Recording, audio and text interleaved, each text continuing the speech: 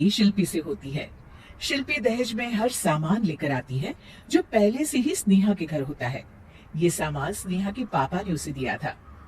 अरे शिल्पी, मेरा टीवी क्यों हटाया? क्यों हटाया मतलब? अरे बड़ा और अपडेटेड टीवी है ये। स्नेहा को गुस्सा आता है और वो शिल्पी के बड़े टीवी के बगल में अपने पुराने जमाने का टीवी भी रख देती है। बड़ी आई अपडेटेड वाला।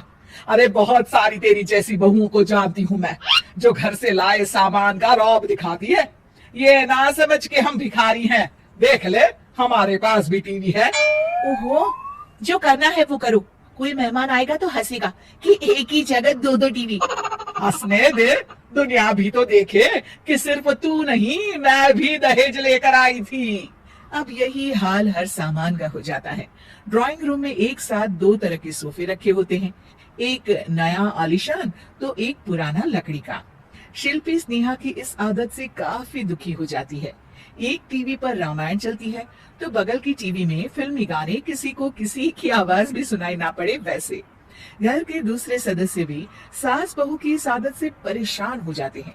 एक दिन स्नेहा की बहन उसके घर आती है और घर का नजारा देखकर हैरान हो जाती है। कहीं पुरानी फ्रिज के बगल में, कहीं नई फ्रिज, तो कूलर के ठीक ऊपर एसी। अरे स्नेहा, ये तूने घर की क्या हालत बना रखी है? बहू रानी, तू तो नए जमाने की लड़की है, फिर घर को कबाड़ी बाजार सा कैसे सजा रखा है? नया फैशन है क्या?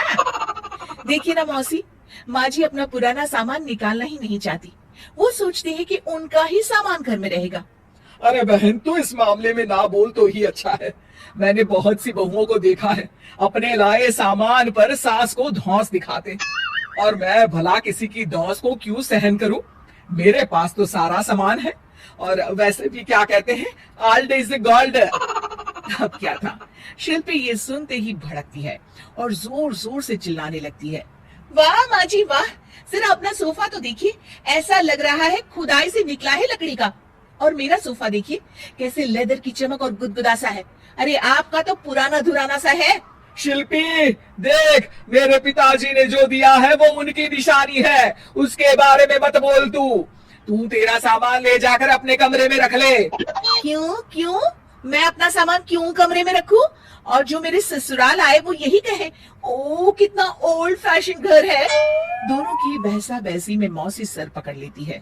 तुम दोनों जब देखो तब लड़ती रहती हो। मैं तो चली किचन में बादाम का शरबत बनाने।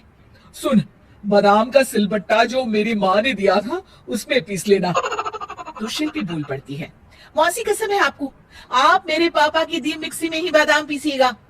खैर, मौसी तो जाती है किचन में, लेकिन ड्राइंग रूम में सास बहू की बहसा बहसी जारी रहती है। तभी शिल्पी को गुस्सा आ जाता है और वो अपने पापा के दिए सोफे पर जाकर जोर से बैठती है, लेकिन तभी सोफा जोर से आवाज कर टूट जाता है। हे भगवान, ये क्या हुआ? ये सोफा कैसे टूट गया? बेटा, अब समझ में आया ओल्ड इज गोल्ड क्यों कहा जाता है। टूट गया ना तेरा सोफा। तभी किचन से जोर से आवाज आती है और मौसी काली पीली होकर किचन से बाहर निकलती है। शिल्पी, तुम्हारी कसम के चक्कर में मैंने बादाम के लिए मिक्सी का उपयोग किया था, लेकिन जैसे ही प्लग ऑन किया, अरे मेरा ये हाल हो गया। और भरोसा करो आजकल की चीजों पर।